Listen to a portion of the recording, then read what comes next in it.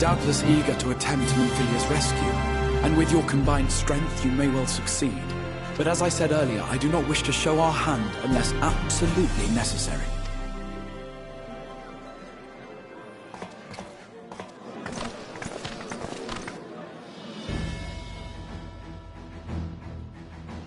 Twas not merely the night sky that you restored to us, but hope. Hope for the future of Norvrand. Unlike you, we cannot contend with the Light Wardens, but so long as hope burns in our hearts, we will fight on regardless. This I will prove to you.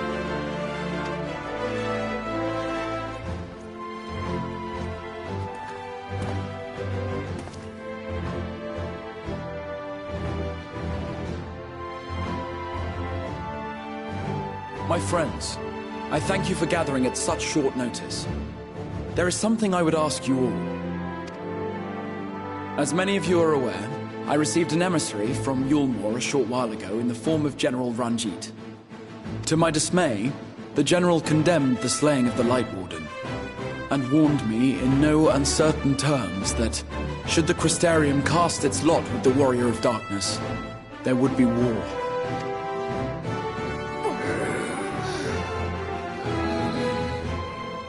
Let none be mistaken. We would be hard-pressed indeed to resist the might of Yulmore. Some would even call it suicide. And yet my heart cries out to fight.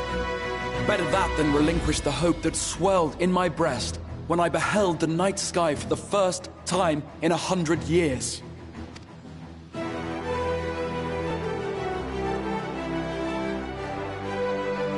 Or so says my heart. My mind, meanwhile, reminds me that to follow my heart would be to risk everything we have accomplished thus far. Clearly, this is not a decision to be made lightly, nor less alone. And so I put the question to you all. What should we do?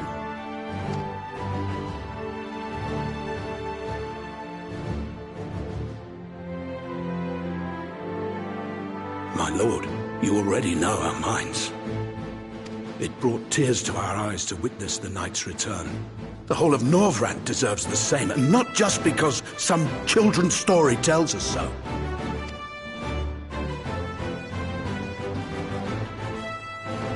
Yulmore's influence is far-reaching. Should war break out, trade would be subject to restrictions. The flow of goods will dry up, and we will struggle to make do with what little trickles through. But make do, we will. Why? We can weather such hardships. Is that not the very thing the Crystarium was built for?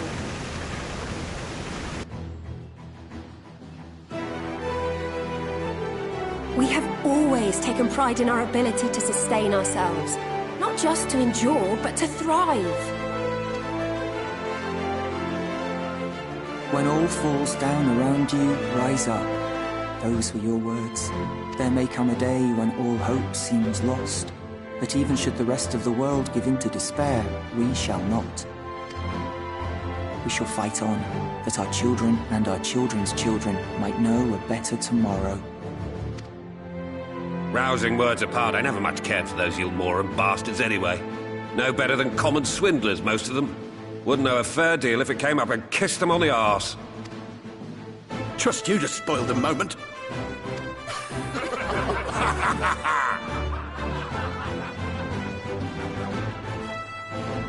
It appears we have a consensus. Let it be known that the Yulmoran host at Laxon Loft has taken the Oracle of Light captive. They fear the power she holds over the Sin Eaters, and doubtless intend to imprison her once more. So, I move that we rescue the Oracle, grant her a place among us, and let that be our answer to Yulmore's ultimatum. Hear, hear! Hear, hear!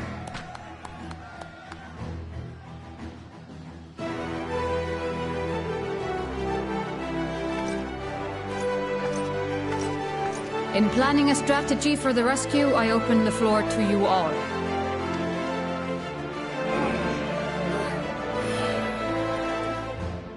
And there you have it. If Yulmore wishes to denounce us as villains, then we shall embrace our villainy. Will you do so as well?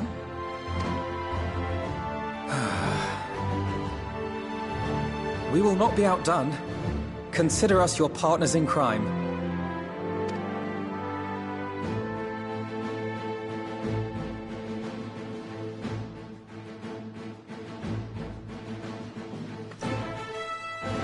My lord, our proposal is as follows. We begin by deploying Amaro to occupy the skies over Lakeland. They should serve to delay the airship's departure.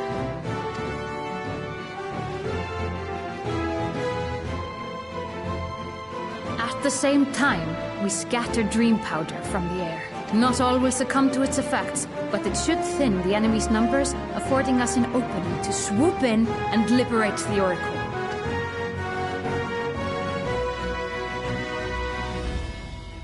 Very good. See to your preparations.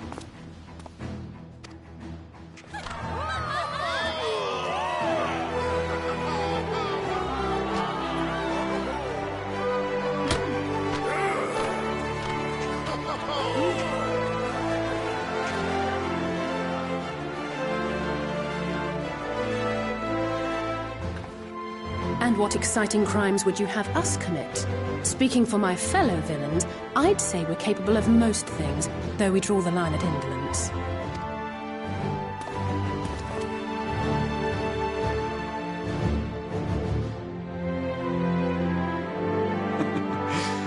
If excitement is your desire, then I bid you join the guard.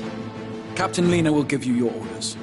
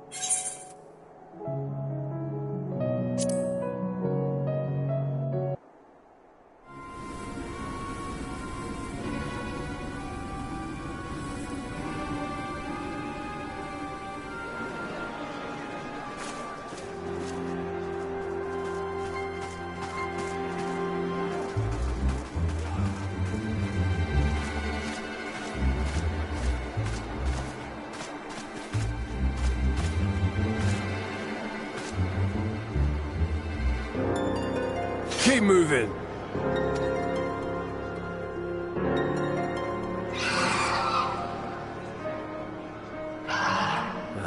What now?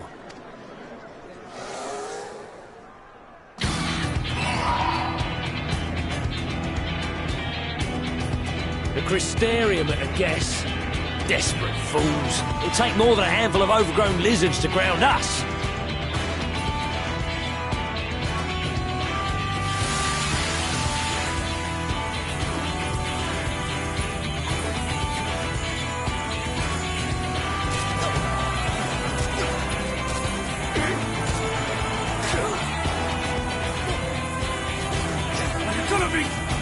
the alarm!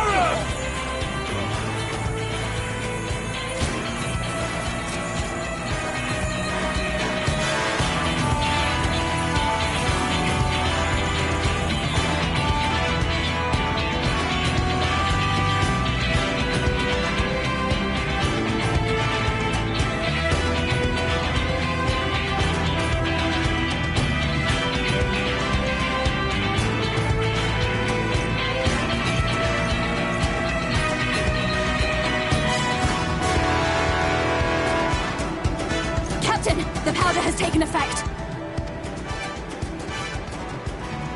It is time. Let us free the Oracle from their clutches.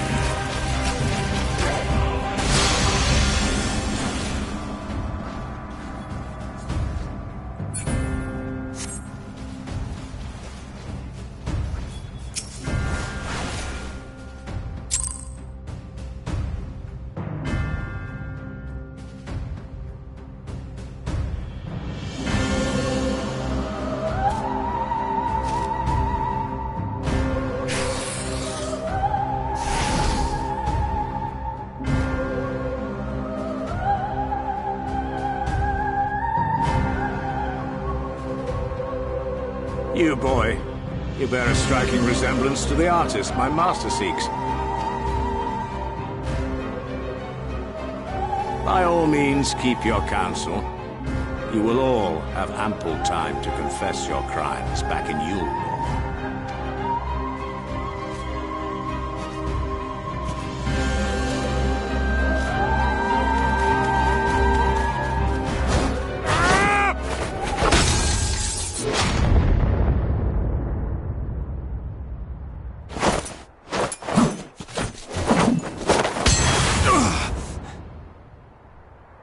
Thancred?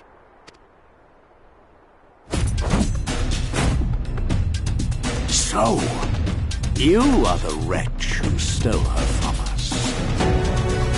And what if I am?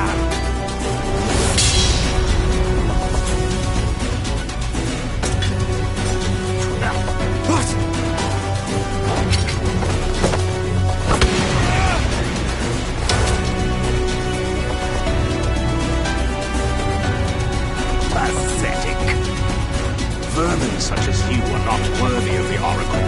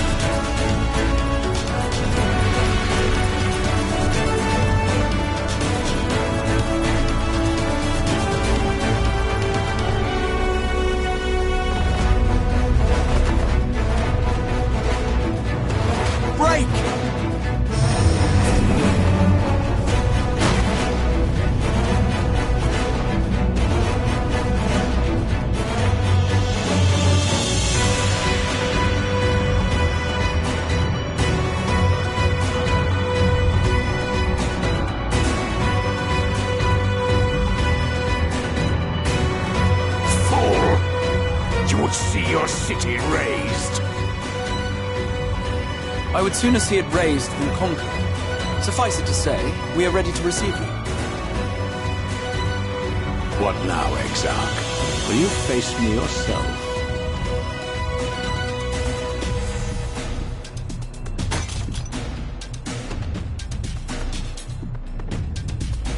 I think not, General. I've quite exhausted my tricks.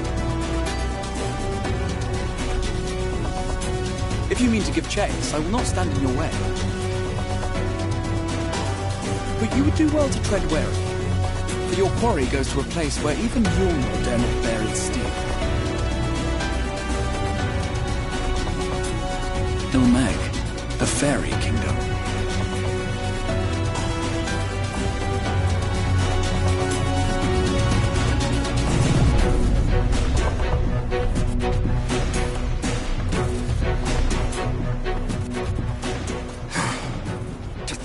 Mountain of indolence still had the energy to unleash his hounds. Even the most pointless of conflicts may alter a world's course.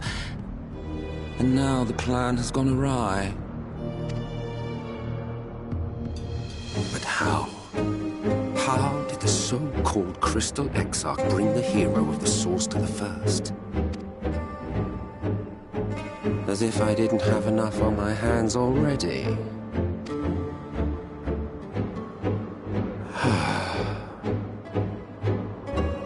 Then again, with a soul such as that, mayhap there is another way. One which does not require bloodshed.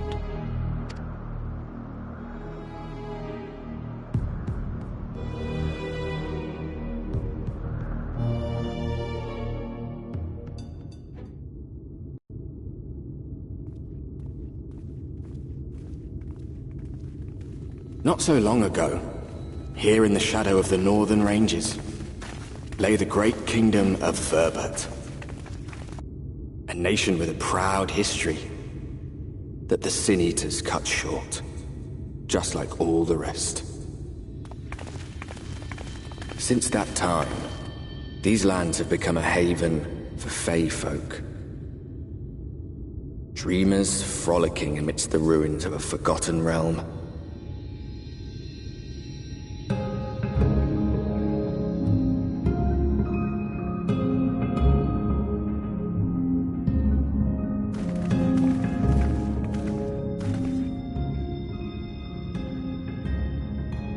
We should be safe enough here.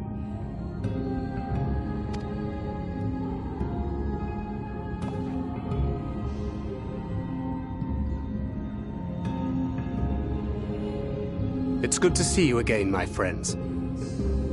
I don't know about you, but it feels like years since last we met. 5 of them in my case. Why, it only feels like 1 to me, but long enough to warrant a more convivial reunion either way. What brought you to Laxon Loft?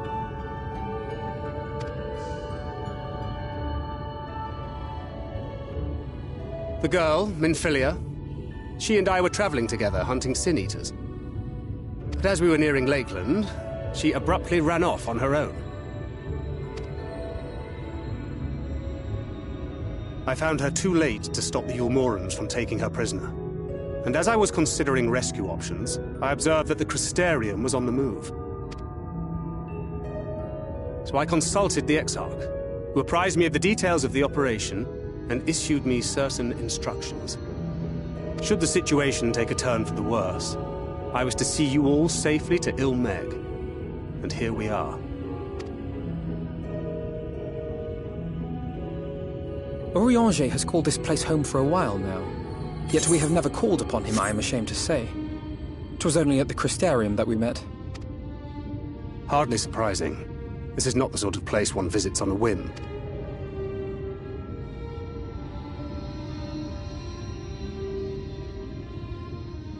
Happily, having trespassed on Urianger's hospitality for a spell, Minfilia and I have an idea of how things work around here.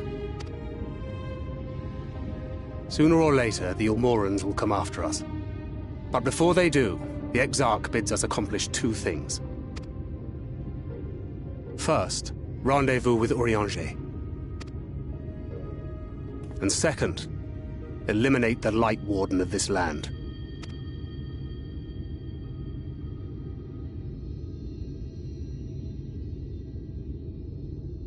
So, Minfilia. What made you leave Thancred behind, if you don't mind me asking?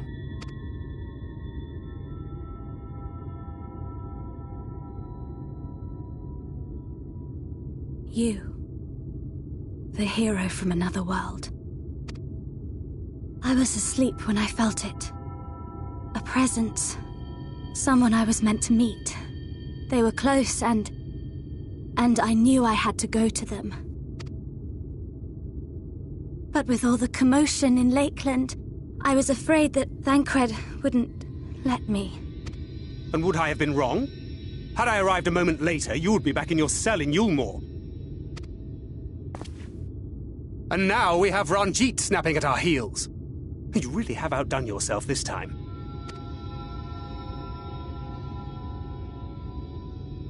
I'm sorry. Thank you for saving me.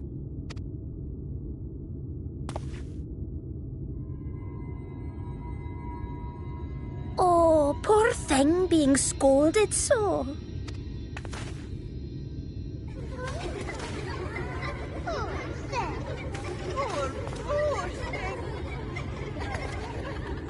Who said that? Show yourselves. Come now, put away that frown and have some fun with us. Yes, let's have some fun. Lots and lots of fun. Which way was it to Urianger's?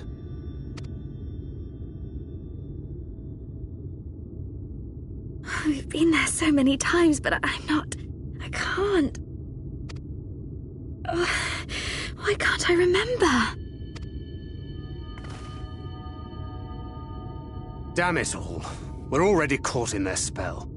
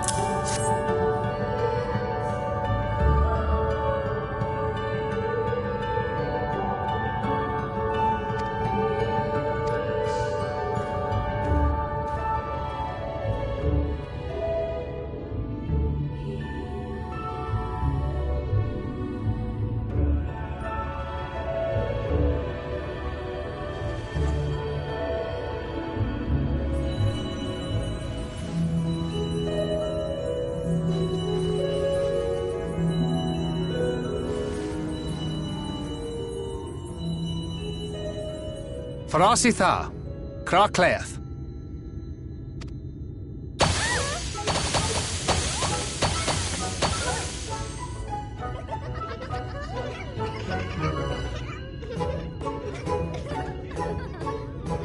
No! We're found! How did this mortal know our trick? Wait! I recognize their souls. These two have been here before. Look! Twins! How adorable! Oh! Flee with us! We have neither the time nor inclination to play. We have come to see Urianger. Oh yes, Urianger, the peculiar one.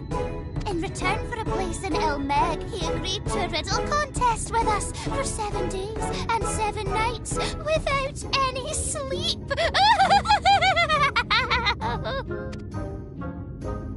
Oh, that was so much fun! We must do it again! I'm sure he'd be delighted. Now, if you'd be so kind as to lift your spell.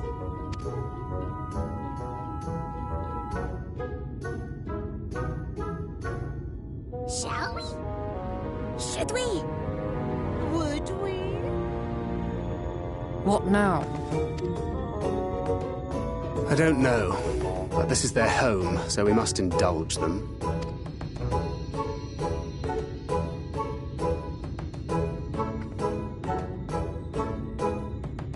Right, we've made up our minds. We will lift our spell on one condition, that you first lend us a helping hand, or 2, or 3.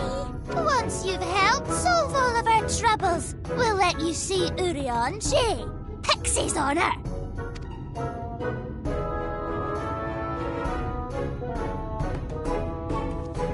Well, there you have it. Pixie chores. I suggest we split up.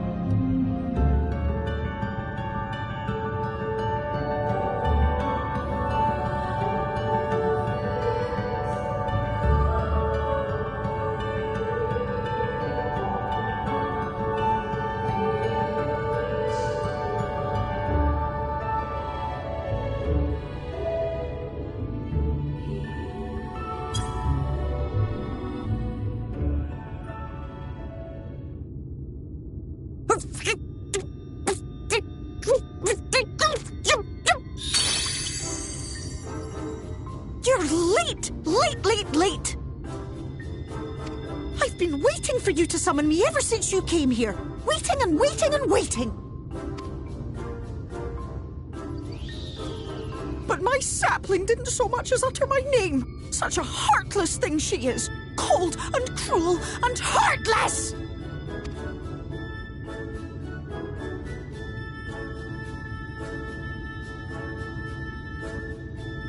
Another self-important little brat. Just what we need. Reminds me of my childhood.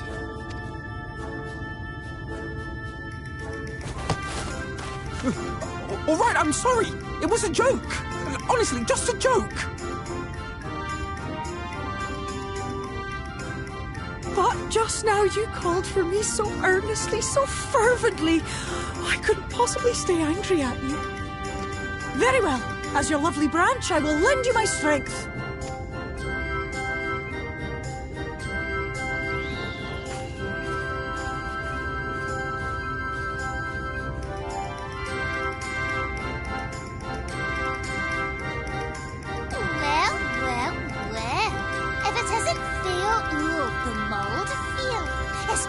Too long. Not long enough for you to think of any new games, though, apparently. If I were you, I'd be bored of myself.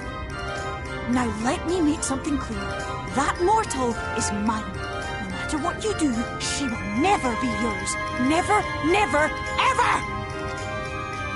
Oh, not even a bit. But what about the others? Surely we can keep them. No, you can't keep them either. They're for my amusement and mine alone.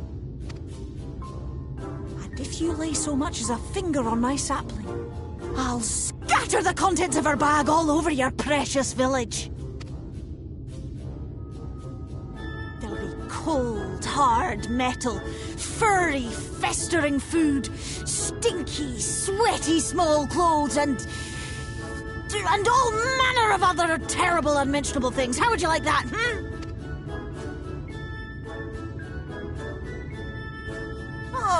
All right.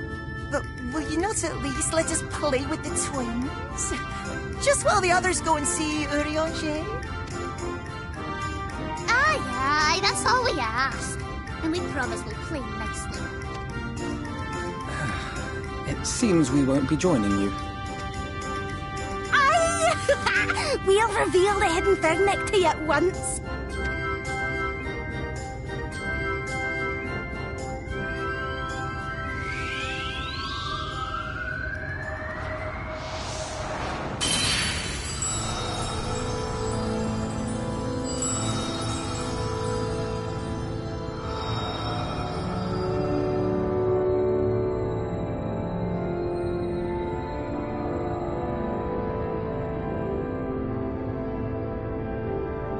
So this is the true Ilmeg.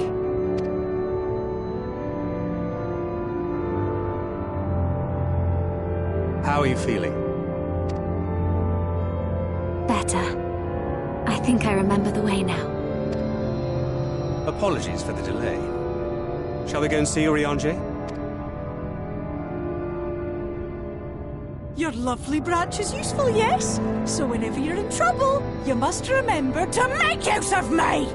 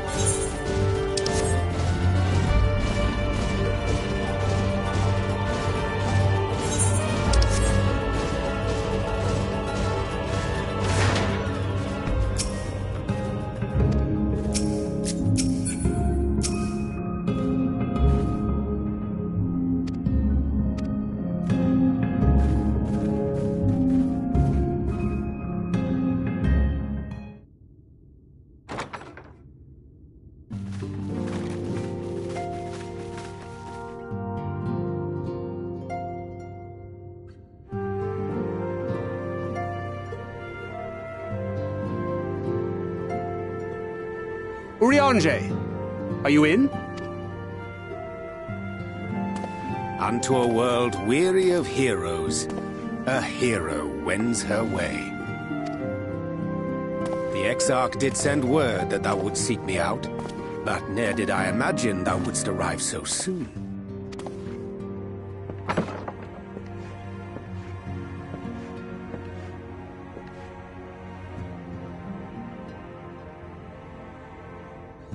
Full glad am I to see thee once more, my friend, and none the worse for thy travails.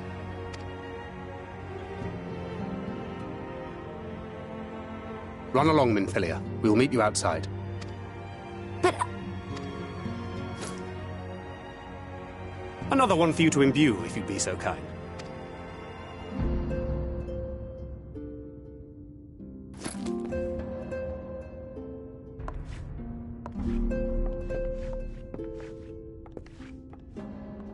I take it thou hast met with our other comrades already?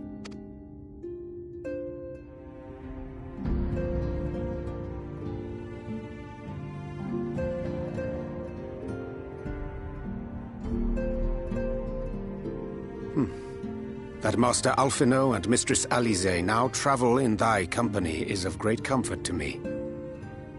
As for the rest, it beginneth in earnest. The hunting of the Light Wardens, and perforce the war with Yulmore.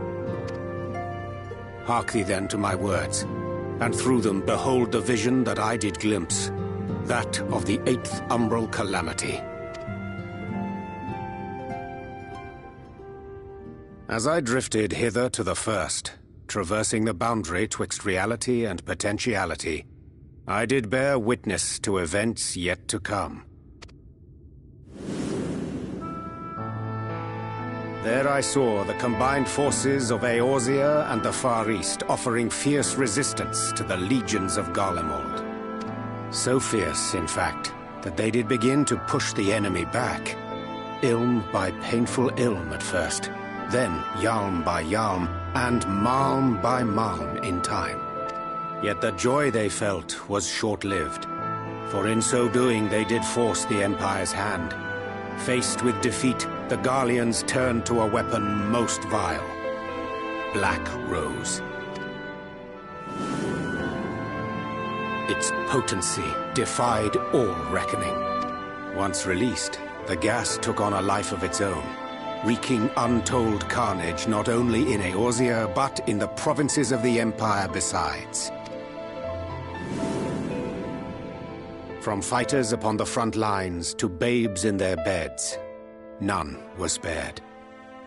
And as the casualties became too numerous to count, so did the fabric of civilization begin to unravel. Nor did the land itself escape unscathed. For spreading from the site of its release, Black Rose brought death to the very soil.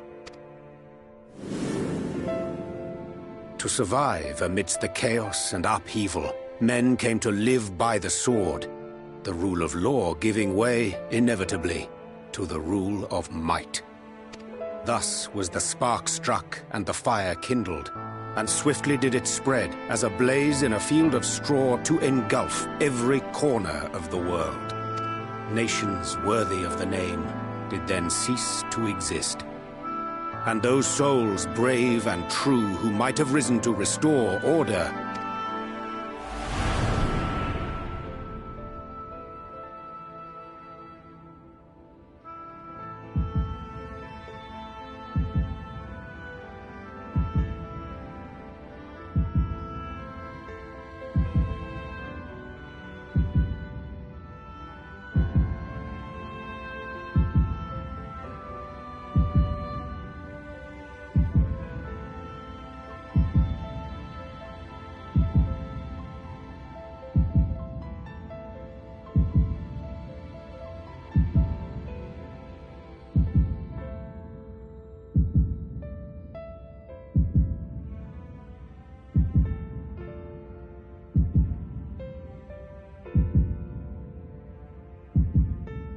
were no more.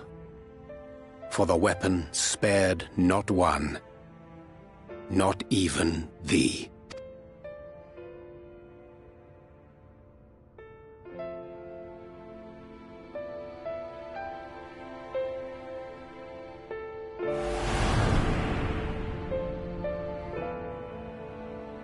An endless age of war, begotten by the blight of Black Rose. Such is the legacy of the 8th umbral calamity which I did behold.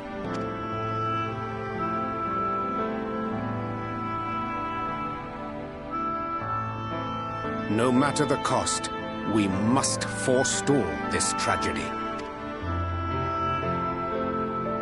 To that end, I have labored during my sojourn in this world, discovering in so doing the answer to a pressing mystery.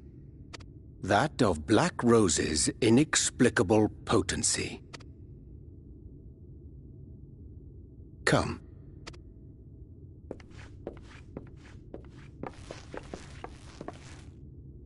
Dost thou recognize yonder chart?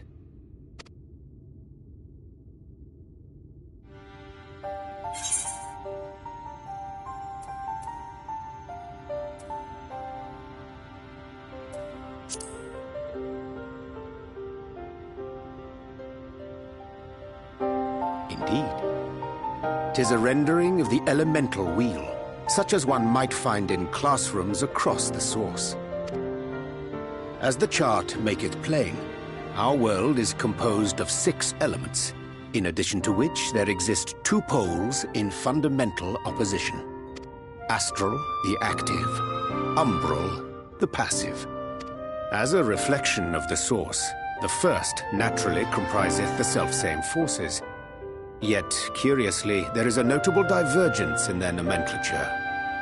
To be specific, the denizens of this world employ not the terms astral and umbral. Thus was I moved to inquire what names said forces had been assigned.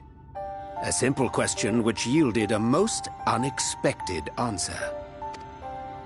Upon demanding the name of the pole aligned with activity and growth, I was told that as life's myriad colors combine to produce black, the people of the first had called it darkness. At this, did my mind begin to race. Yet 'twas only when I asked what name had been given to the pole aligned with passivity that mine eyes were opened to the truth. Peace and tranquility being as purest white, unmarred by color, I was told it had been given the name of light. That's umbral light and astral darkness, yes? I'm no etherologist, but it strikes me that the nomenclature of the first is rooted in the generation of the 2 forces, while our own appears to focus on their effects. Which makes one wonder, have we had it backwards all this time? 'Tis indeed a compelling question, and one which beareth closer examination. Yet what knowledge we already possess sufficeth to explain the chain of events. The phenomenon of etheric thinning observed in the source is the consequence of light, the power of stasis, flowing in from the first to stifle the movement of ether within the land. And according to Master Alphino, Black Rose slayeth by halting the circulation of ether within living beings. Should such a weapon be unleashed even as the first were rejoined, replete as it is with light, we would have a disaster of untold proportions on our hands. A calamity. Well, at least we have a better grasp of what we're facing. Our objective, however, remains unchanged. We are to eliminate the Light Warden of Ilmeg. Speaking of which, were you able to ascertain its whereabouts? Aye. 'Tis all but certainly ensconced within Leergear, the castle which standeth in the midst of the lake. To enter said stronghold, we must needs turn to the pixies for aid. Fortunately, I have become quite adept at courting their cooperation. Henceforth shall I accompany you, and do all in my power to ensure that my vision doth not come to pass.